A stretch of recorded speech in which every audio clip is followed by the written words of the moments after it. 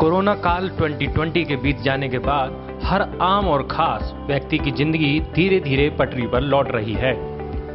उसी कड़ी में बच्चों के स्कूल भी अब खुलने लगे हैं।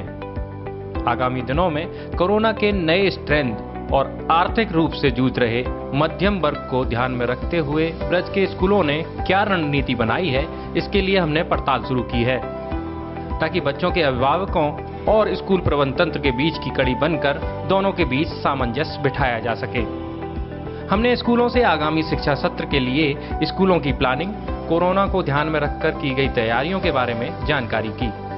इसके साथ साथ असक्षम अभिभावकों को फीस में कितनी और कौन कौन से स्कूल छूट दे रहे हैं, कितने असक्षम छात्रों की मदद कौन कौन से स्कूल कर रहे हैं, स्कूलों ने बच्चों की सुरक्षा व्यवस्था के लिए क्या प्रबंध किए हैं, आदि प्रश्नों का जवाब ढूंढने की कोशिश की। और सबसे पहला मेरा सवाल ये है आपसे कि जो नवीन सत्र आपका जो शुरू हो चुका है और अब आगे एकदम कंटिन्यू चलेगा, तो उसमें कोविड-19 की गाइडलाइन को लेके किस तरीके से आपने रणनीति बनाई है? सर, मैं आपकी जानकारी के लिए बताना चाहूँगी, नवीन सत्र 1 अप्रैल 2021 से शुरू होना है। 31 मार्च तक ये अभी 2020 और 21 सेशन ही चलेगा और अभी भी हम सरकार की दी हुई सभी गाइडलाइंस का पालन कर रहे हैं और आगे भी जो भी हमको स्टैंडर्ड गवर्नमेंट से मिलेंगे, जो अब तक मिले हैं, चाहे वो सैनिटाइजेशन के लिए हो, स्कूल को सैनिटाइज करना हो, बच्चों के लिए जो भी गाइडलाइंस हैं, मास्क पहनना है, दूरी पर बिठाना है, वो सब हम उसका पालन कर रहे हैं। अच्छा, एक मुद्दा अभी हाल फिलहाल का ही है कि एक वृंदावन के एक चैरिटी स्कूल, जो कि काफ़ी बड़ा चैरिटी स्कूल है, 1500 करीब छात्राएं हैं उसमें से 11th कक्षा की 2 छात्राएं अचानक गायब हो गई थी और वो मिल भी गई। उसके बारे में, उसी से रिलेटेड अगर हम देखें तो आपका 12 तक आपका स्कूल है, तो छात्राओं की सुरक्षा के लिए आपने क्या प्रबंध किए हुए हैं अपने स्कूल में? हमारे यहाँ पर सिक्योरिटी गार्ड्स रहता है। बच्चे बिना अपना गेट पास दिखाए बाहर नहीं जाते हैं। उनको तभी अलाउ होता है जब वो सिक्योरिटी गार्ड या डिप्यूटेड टीचर्स को अपना गेट पास दिखा देते हैं, तभी उनको बाहर जाने देते हैं और जिस बच्चे का जो गाड़ी या अलॉटेड है उससे बच्चे जाते हैं। ये डी बोर्डिंग और बोर्डिंग की क्या आपके यहाँ व्यवस्था है?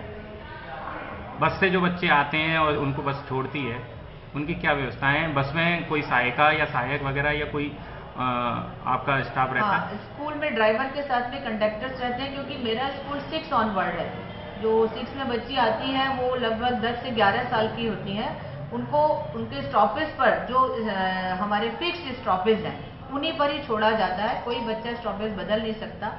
और पेरेंट्स के लिए ये रिटिन उनके हमारी जो स्कूल की रूल बुक है उसमें लिखा है, स्टॉपेज से पेरेंट्स को बच्चे को कलेक्ट करना होगा और वहीं पर ड्रॉप करना होगा और वहाँ तक की जिम्मेदारी स्टॉपेज से बस में कलेक्ट करने की जिम्मेदारी स्कूल की है।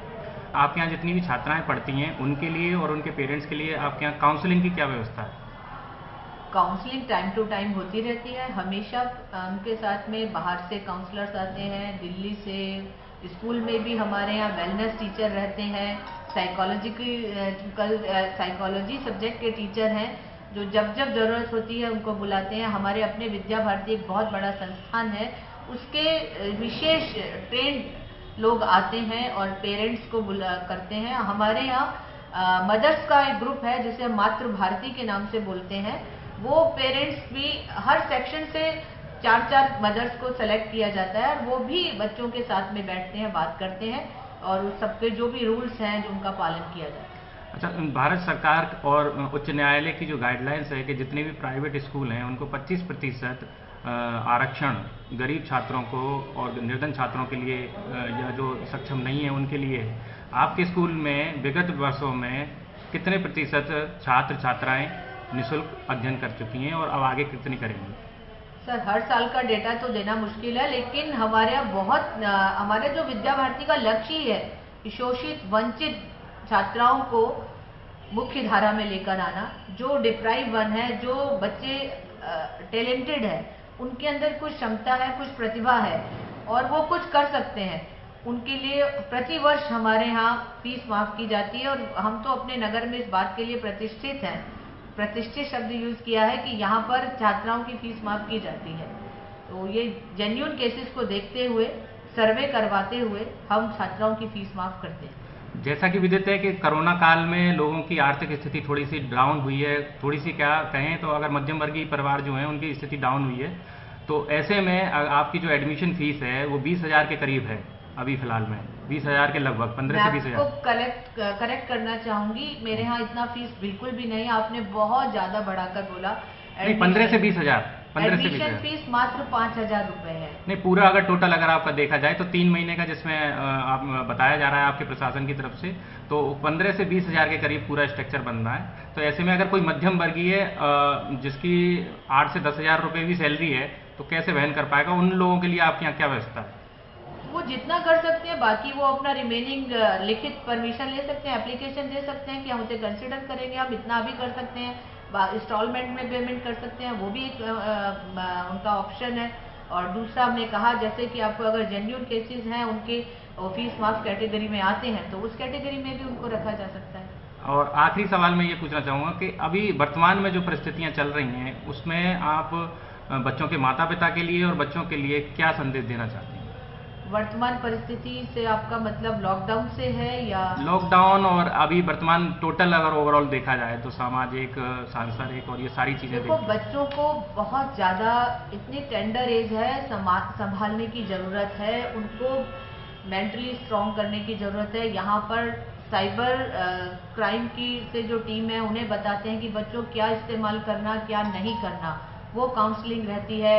मेडिकली डॉक्टर्स को बुलाकर यहाँ काउंसलिंग रहती है। साइकोलॉजिकल काउंसलर्स आते हैं बताने के लिए कि बच्चों ये यहाँ पर लिमिट है, इस लिमिट को हमें क्रॉस नहीं करना, और कोई दूसरा क्रॉस करे तो आपको कैसे बिहेव करना है, आपको किस तरह से उसका सामने पेश आना है।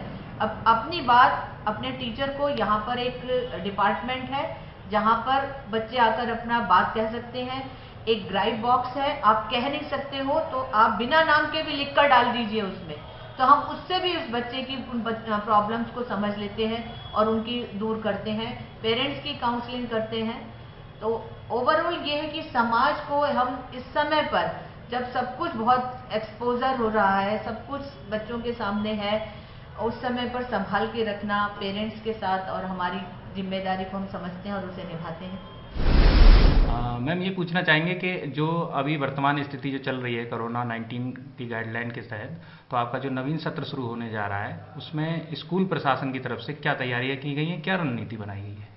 जी, मैं भी सभी अभिभावकों को आपके द्वारा शुभकामनाएं देती हूँ, उनके सुरक्षित रहने की कामना करती हूँ। इस पैंडेमिक के कठिन दौर से हम गुजरते हुए नए सत्र तक पहुँच गए हैं, करीब करीब 1 वर्ष का गैप रहा। तो जैसे कि MHRD की तरफ से सभी स्कूल्स को SOPs भेजी गई हैं, गाइडलाइंस वहाँ जारी की गई हैं कि क्या क्या व्यवस्थाएं हमें करनी है। तो हमने अपने कैंपस को कोविड रेडी कैंपस तैयार किया है, जहाँ बच्चों को सबसे पहले ट्रेनिंग देना कि मास्क, सैनिटाइजर, सोशल डिस्टेंसिंग की हैबिट्स को वो न्यू नॉर्मल के लिए अपने को तैयार कर सकें, जिसमें पेरेंट्स का भी पूरा सहयोग रहेगा और टीचर्स का एक ट्रेनिंग का पूरा पार्ट रहेगा। SOPs के अकॉर्डिंग क्लासेस में भी सोशल डिस्टेंसिंग का ध्यान रखा जाएगा, स्ट्रेंथ उसी के अकॉर्डिंग बुलाई जाएगी।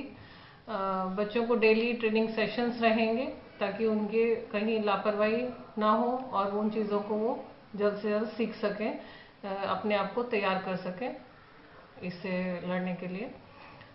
स्कूल में सैनिटाइजर्स और की व्यवस्था की गई है। क्लास में बच्चों की क्लास छोड़ने के बाद तुरंत सभी क्लासेस को सैनिटाइज किया जाता है, मॉर्निंग में सैनिटाइज किया जाता है, वॉशरूम्स का टाइम पर सैनिटाइज करके कोविड फ्री बनाने का पूरी व्यवस्था स्कूल के द्वारा की गई है। देखिए, स्कूल कैंपस में तो सिक्योरिटी के लिए कहीं कोई लूप होल्स नहीं है। बच्चों को जो अभिभावक लेने आते हैं खुद से, तो उनको पूरे इंटरेक्शन के बाद ही बच्चे हैंडओवर किए जाते हैं। नहीं, जैसे बस से जो बच्चे जाते हैं तो उनकी डी बोर्डिंग के लिए जैसे बस में कोई सहायक या सहायिका रहती है या नहीं रहती? बस में सहायक सहायिका बिल्कुल रखी जाएंगी रूट्स के अकॉर्डिंग। और यहाँ पर मैं कहना चाहूँगी आपके माध्यम से, क्योंकि ये बात सभी अभिभावक तक भी पहुँचेगी, कि उसमें उनका सहयोग भी बहुत बहुत इम्पोर्टेंट है। आपने देखा होगा मोस्टली मेट्रो सिटीज में पेरेंट्स की भी रिस्पॉन्सिबिलिटी होती है बच्चे को पिक करना और ड्रॉप करना स्टॉप तक, और वहाँ यदि पेरेंट्स वहाँ अवेलेबल नहीं है स्टॉपेज पे तो बच्चे को ड्रॉप नहीं किया जाता है, वापस स्कूल लेके आया जाता है और पेरेंट्स को वहां से बच्चे को कलेक्ट करना होता नहीं, है। स्कूल की मेरा सवाल था, स्कूल से जैसे मान लो जो लड़कियां वो गायब हुई थी वो स्कूल से ही गायब हो गई थी, बस में चढ़ी ही नहीं थी, तो जी। उस अकॉर्डिंग जैसे कि आपकी जो अटेंडेंस सुबह आते हैं बच्चे उनकी तब लगती है, या जाते समय अटेंडेंस लेते हैं या नहीं लेते हैं, बस में जी। चढ़ते हुए अटेंडेंस लेते हैं नहीं लेते नहीं, हैं, इसी अटेंडेंस तरीके से। होती है और यहाँ पर हमारी सभी ट्रांसपोर्ट्स का एक एक टीचर एक एक इंचार्ज होता है जो अटेंडेंस टैली करते हैं। बच्चों को बस में चढ़ते वक्त उनकी अगर कोई समस्याएं हैं वो भी वहाँ डिस्कस करते हैं। तो हमने हर एक टीचर को एक अपना बस या वैन अडॉप्ट कराई हुई है कि अच्छा। उनको वहाँ उस समय बोर्डिंग डिबोर्डिंग के वक्त वहाँ प्रेजेंट रहते हैं। ठीक है।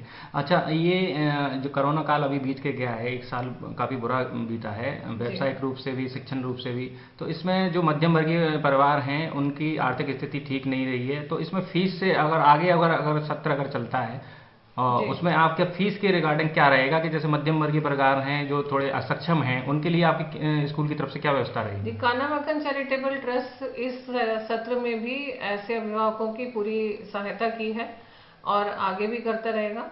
चैरिटेबल ट्रस्ट उन्हीं लोगों के लिए सहायता करते हैं जहां आर्थिक रूप से कहीं कोई परेशानी है, उसकी वजह से किसी बच्चे की भी पढ़ाई में, शिक्षा लेने में कोई व्यवधान ना आए, इसका पूरी ख्याल यहाँ रखा जाता है और उसका पूरा प्रोसेस है, मैकेनिज्म है और लगातार ये चलता जा रहा है। इस सत्र में भी बहुत सक्रिय रहा हमारा।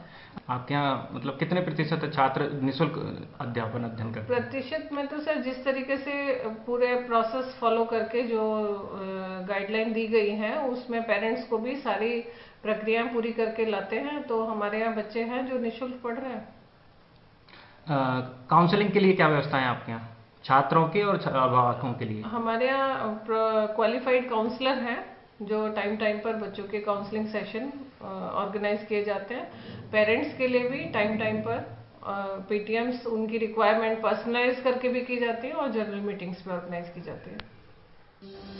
इन्हीं प्रश्नों का जवाब जानने का प्रयास हमने संबित गुरुकुलम की प्रिंसिपल से भी किया। पहले तो उन्होंने अपॉइंटमेंट दी हमें मिलने की, लेकिन बाद में व्यस्तता जताते हुए फोन पर ही इंटरव्यू दिया। हिमांशु जी नमस्कार, कैसे हैं? तीनों ही क्वेश्चन का एक ही चीज है, नीति जो है नए सेशन की नीति अभी प्लान में है, राइट? क्योंकि हम लोग इस बार सेशन कब स्टार्ट करने वाले हैं, अभी तक तो ये था कि अप्रैल में बिल्कुल स्टार्ट कर देंगे जैसे हर बार होता है, लेकिन अभी इस साल दोबारा से कोविड की स्ट्रेस वापस जो स्ट्रेन आ रहा है, ऐसे मैसेजेस आ रहे हैं, तो इसलिए वो नीति अब दोबारा इन प्लान है, अभी इन कंटिन्यूएशन है, इन प्रोसेस है। उसके लिए मैं बिल्कुल भी कोई शब्द अभी दे नहीं सकती हूँ। बच्चों की सेफ्टी को इंश्योर करते हुए जो भी चीज होगी उसको प्लान करेंगे। सेशन की डेट स्टार्टिंग की जो देखनी होगी, अगर डिले करनी पड़ेगी तो उसको देखते हुए तब प्लान करेंगे और फिर पेरेंट्स और बच्चों तक पहुंचाएंगे। दूसरे क्वेश्चन का भी यही चीज है कि क्या सिक्योरिटी के लिए करते हैं, वो भी यही है कि कोविड के लिए तो जो भी एश्योर करना है वो करते ही हैं। बाकी कैंपस अपने आप में इतना सिक्योर है, जो गार्ड सिस्टम और जो भी सिक्योरिटी सर्विसेज हमें ध्यान में देनी होती है वो हम देते हैं, उसके अलावा स्टाफ होता है वो करते हैं। मैम, और तीसरे क्वेश्चन का भी सेम आंसर है। मैम ये क्वेश्चन मैं आपसे ऑन कैमरा लेना चाह रहा था और इनका आंसर। हिमांशु जी क्या करेंगे हमारा ऑन दूसरा कैमरा? एक अहम क्वेश्चन ये भी है मेरा कि जो आपका फीस स्ट्रक्चर है उसके बारे में बात करनी थी। फीस स्ट्रक्चर के बारे में हिमांशु जी मैं कुछ भी अभी कहना नहीं चाहूंगी, क्योंकि फीस स्ट्रक्चर सीबीएसई नॉर्म्स के अकॉर्डिंगली रहता है और लास्ट 3 सालों से हमारा कोई बिल्कुल भी फीस स्ट्रक्चर इंक्रीज नहीं हुआ है। नहीं, मतलब इंक्रीज वाला नहीं चाहिए, जो आपका पिछला फीस स्ट्रक्चर है उसी के बारे में जानकारी लेनी थी। तो स्कूल का फीस स्ट्रक्चर तो आपको जानकारी है ही है दीदी। और दूसरी बात ये कि जो सरकार की गाइडलाइंस है, मान लिया उच्च न्यायालय की गाइडलाइंस है कि 25% जितने भी प्राइवेट स्कूल है उनको आरक्षण देना है असक्षम बच्चों को, तो उसके बारे में जानकारी लेनी थी। कितने बच्चे आपके यहाँ असक्षम पढ़ रहे हैं? हिमांशु जी नंबर कोट एग्जैक्ट तो नहीं कर पाऊंगी, लेकिन हमारे यहाँ बहुत ही, जितने शायद स्कूल्स में होंगे, या मैं कंपेयर नहीं कर रही हूँ, हमारे यहाँ बहुत ही ऐसे असक्षम बच्चे हैं जिनको स्कूल सपोर्ट करता है। उनकी डेली नेसेसिटी से लेकर फीस वेवर ऑफ से लेकर सब कुछ, एवरीथिंग। अंदाजन कुछ तो बताना पड़ेगा आपको कि इतने बच्चे हमारे हर साल रहते हैं। सर हिमांशु जी नंबर तो कोट अभी नहीं कर सकती हूँ, और वैसे भी वो डिटेल्स कॉन्फिडेंशियल रहते हैं, लेकिन हाँ यहाँ पर बहुत सारे ऐसे बच्चे हैं, वो मैं अभी मीटिंग से फ्री नहीं हो पाऊंगी आज शायद, उससे कभी आपका दोबारा आना होगा तो आपसे जरूर मिलवाऊंगी मैं। ठीक है मैम, ये आपका जो आपने मुझे जवाब दिए सारे मैंने ऑफिशियल समझूं? ये आपकी मर्जी है हिमांशु जी। आपने मेरे से 3 चीजें पूछी, तीनों इन प्रोसेस हैं। ऑफिशियल अगर आप लेना चाहते हैं तो मैं रिपीट यही करूंगी कि तीनों ही क्वेश्चंस इन प्रोसेस है। नीति क्या रहेगी, बच्चों की सेफ्टी देखते हुए हमें श्योर करेंगे और फिर आपको बताएंगे। ठीक है मैम, बहुत बहुत धन्यवाद आपका। कुछ बड़े व प्रतिष्ठित स्कूलों ने इसमें हमारा सहयोग किया और जानकारी दी। वहीं शहर के हाई प्रोफाइल व लग्जरी हेरिटेज स्कूल प्रबंधन ने हमसे प्रश्नों को जानकर दूरी बना ली। उनके लिए हमारे प्रश्नों का जवाब दे पाना शायद संभव भी नहीं था। बहरहाल स्कूल कमाई के तरीकों में तो कोई भी ढिलाई नहीं करता है, चाहे स्कूल ड्रेस का अपनी चुनी हुई दुकानों से बिकवाना हो, चाहे किताब कॉपी की अपनी मर्जी से सेल। लेकिन जब समाज के प्रति उत्तरदायित्व की बात आती है, जब समाज के प्रति जवाबदेही की बात आती है, तो स्कूल प्रबंधन पीछे हट जाता है।